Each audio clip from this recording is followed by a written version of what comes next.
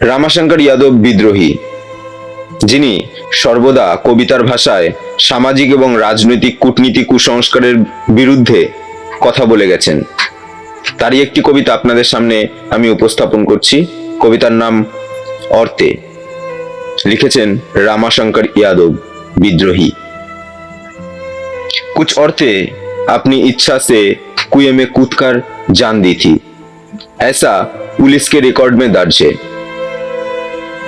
और कुछ औरतें चिता में जलकर मरी थी, ऐसा धर्म की किताबों में लिखा हुआ है।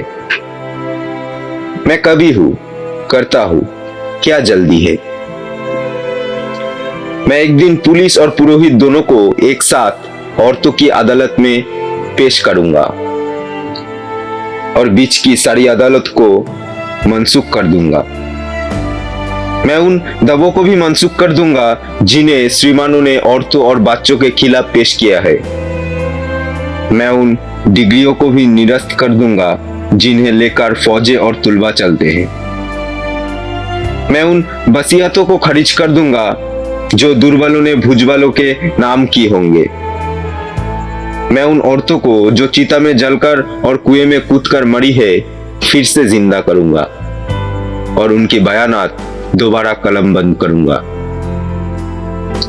कि कुछ छूट तो नहीं गया, कुछ बाकी तो नहीं रह गया, कहीं कोई भूल तो नहीं हुई, क्योंकि मैं उन औरतों के बारे में जानता हूं जो अपनी 7 बीतते की देह को एक बीतते की आंगन में ता जिंदगी समोए रही और कभी बाहर झांका तक नहीं।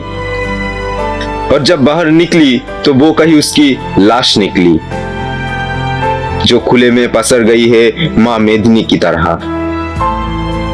औरत की लाश धरती माता की तरह होती है दोस्तों, जो खुले में फैल जाती है थानों से लेकर अदालतों तक। मैं देख रहा हूं कि जुल्म के सारी सबूतों को मिटाया जा रहा है।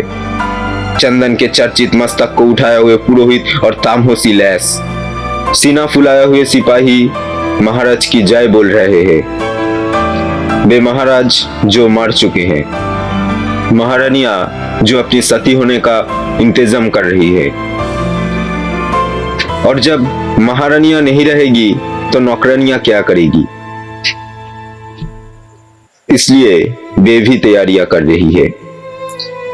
मुझे महारानियों से ज्यादा चिंता नौकरानियों की होती है, जिसके पति जिंदा है और रो रहे हैं।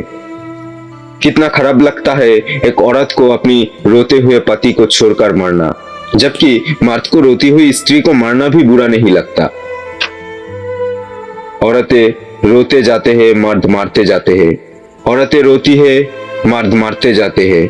औरतें खूब जोर से रोती है, मर्द इतनी जोर से मारते हैं कि वे मर जाती है। इतिहास में वो पहली औरत कौन थी जिसे सबसे पहले जलाया गया, मैं नहीं जानता, लेकिन जो भी रही होगी मेरी बेटी रही होगी।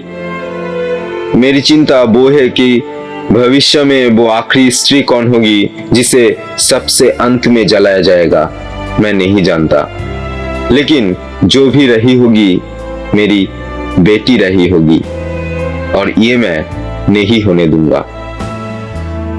নমস্কার, ভালো লাগলে লাইক কমেন্ট শেয়ার করে পাশে থাকবেন এবং সাবস্ক্রাইব করবেন আর অবশ্যই বেল আইকনটা প্রেস করবেন যাতে করে পরবর্তী ভিডিওর নোটিফিকেশন আপনার কাছে সবার আগে পৌঁছায়।